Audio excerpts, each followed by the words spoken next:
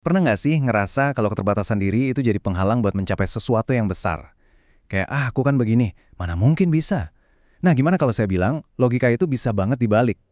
Mari kita lihat bareng-bareng ya. Gimana rencana Tuhan yang paling luar biasa itu justru seringkali tersembunyi di balik hal yang kita anggap biasa, atau bahkan ya di balik sebuah kekurangan.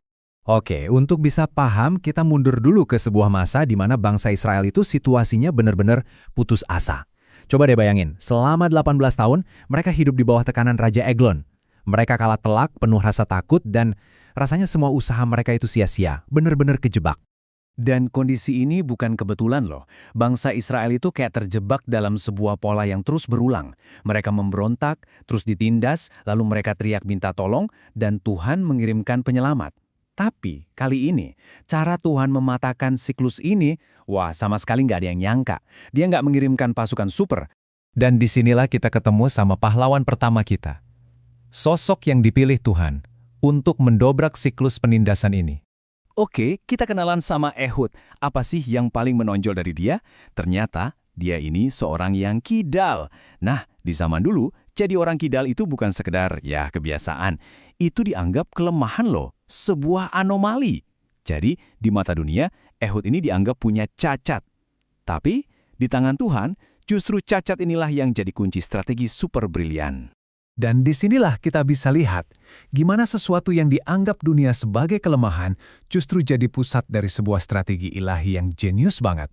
Coba kita bedah ya, betapa cerdiknya rencana ini. Pertama, senjatanya khusus, pedang pendek yang gampang banget disembunyiin. Kedua, lokasinya. Nah, ini dia kuncinya, paha kanan. Ini jenius, karena semua penjaga pasti ngecek sisi kiri, tempat prajurit normal naruh senjata. Dan ketiga, aksesnya.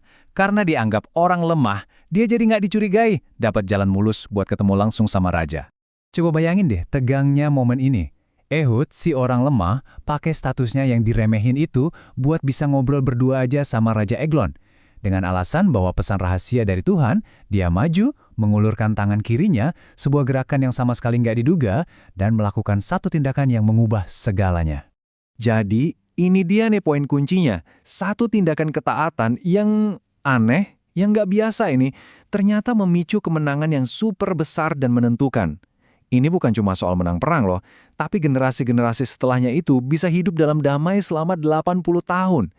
Dan semua ini berawal dari apa? Dari satu orang yang kelemahannya justru dipakai sama Tuhan. Luar biasa kan? Oke, sekarang kita lanjut ke contoh berikutnya. Kita lihat bagaimana prinsip yang sama ini bekerja, bahkan dalam keadaan yang jauh lebih sederhana. Sekarang kita kenalan sama Samgar. Kisahnya singkat banget, cuma satu ayat. Tapi dia ini pahlawan yang lebih nggak terduga lagi. Dia cuma seorang petani biasa, nggak punya latar belakang militer, nggak punya senjata canggih, apalagi strategi penyusupan yang rumit, nggak ada sama sekali. Perbedaannya tuh benar-benar mencolok. Di satu sisi, kita cuma lihat sebuah tongkat penghalau lembu, alat bertani yang sederhana banget. Di sisi lain ada pasukan Filistin yang kuat, lengkap dengan senjata-senjata canggih. Kalau dipikir-pikir, ini pertarungan yang mustahil kan? Tapi hasilnya bikin kita melongo. Samgar mengalahkan 600 orang Filistin. Kisah ini jadi bukti kalau Tuhan itu nggak nunggu senjata yang sempurna atau prajurit yang paling hebat. Dia memakai apapun yang ada di tangan orang yang bersedia.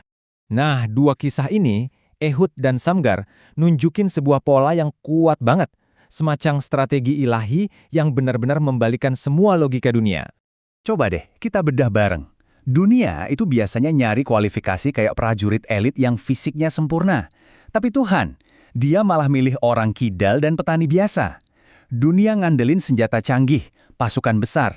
Strategi Tuhan, cukup pakai pedang pendek buatan sendiri dan tongkat lembu. Metode dunia itu serangan besar-besaran, tapi metodenya adalah penyusupan yang nggak terduga dan pakai alat yang ada. Nah, inilah inti dari yang namanya paradoks ilahi.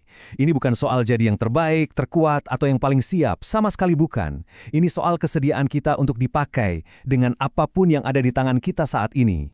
Terus, apa hubungannya semua ini buat kita hari ini? Oke, sekarang mari kita tarik ini ke kehidupan kita masing-masing. Coba deh tanyakan ke diri sendiri. Apa sih tangan kiri kamu? Maksudnya, apa yang kamu anggap sebagai kelemahan, kekurangan, atau keterbatasan? Mungkin itu soal masa lalu, kondisi finansial, atau rasa minder yang terus muncul. Sama seperti Ehud, mungkin ini saatnya kita berhenti menyembunyikannya dan mulai melihatnya sebagai sebuah potensi tersembunyi.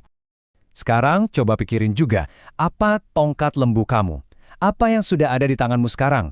Bisa jadi itu pekerjaanmu saat ini, bakat sederhana yang kamu punya, atau sumber daya terbatas yang bisa kamu berikan. Ingat, Samgar nggak nunggu sampai dia punya pedang baja. Dia langsung bergerak dengan apa yang dia pegang saat itu juga. Kemenangan Ehud dan Samgar itu nunjukin kalau kuasa Tuhan justru bersinar paling terang lewat wadah yang nggak sempurna. Mirip seperti seni kintsugi dari Jepang, yang justru memperbaiki keramik pecah dengan emas, Tuhan bisa mengubah retakan-retakan dalam hidup kita jadi sesuatu yang jauh lebih indah dan kuat. Jadi, inilah intinya.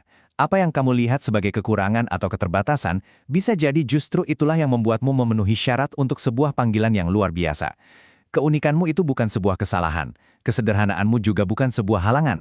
Jadi pertanyaannya sekarang bukan lagi, apakah aku cukup baik, tapi apakah aku bersedia? Apakah kamu siap memakai tangan kiri dan tongkat lembu milikmu bersamanya mulai hari ini?